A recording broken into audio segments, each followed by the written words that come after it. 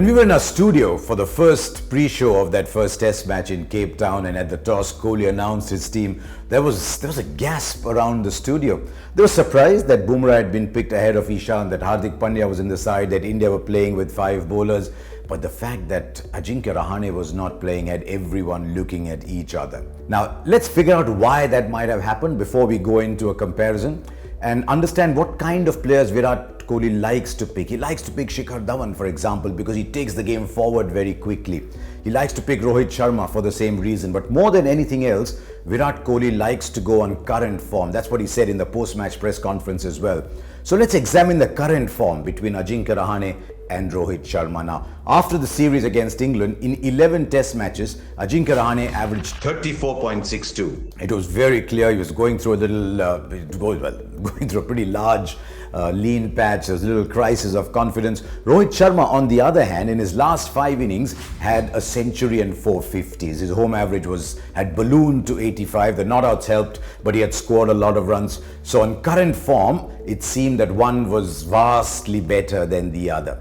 But sometimes you look at other numbers as well, because does current form in one area automatically translate into performance in another area? And one of Ajinkya Rahane's great strength, and that marks him out as an aberration not only in India but across the world, is the difference between home and away. Away from India, he averages 53. Now, if you look at Asian batsmen playing in non-Asian countries, and I know there's only about 17 test matches, but he's right on top of all the Asian batsmen of all time.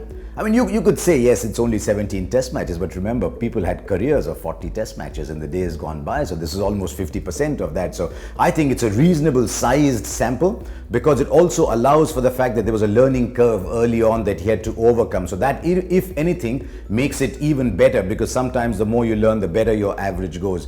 And so, if there was one thing that you wanted to do, it was to pick your best overseas batsman in overseas conditions, and India did not do that. It was, in hindsight, a mistake, but hindsight is the easiest thing to do. Now, what does India do? If you say, right, I'm going to leave out Rohit Sharma again, that's another time he's been dropped overseas. So he's thinking, hang on, this test cricket, is it for me or no? You pick Ajinkya Rahane, he's playing for his spot again, and he's saying, oh, let me play safe, there's no confidence. So in effect, I think by picking Rohit Sharma over Ajinkya Rahane for that particular game, India have actually ended up putting both in a little bit of peril. To be honest, the team that all of us picked, Sanjay Manjrekar picked, I picked, we had both Ajinkya Rahane and Rohit Sharma. And I had predicted, remember an earlier blog, that I think 2018 could well be the big arrival once again of Rohit Sharma. But if you had to pick 6, you wouldn't have had Pandya on your side, but going back, I'd still have picked 6 batsmen, played Rahane and Rohit Sharma both, because that would then have set the scene up for the rest of the series. Right, so there you are. India have ended up creating a problem for themselves, but they have to play Ajinkya Rahane in the last 2 games.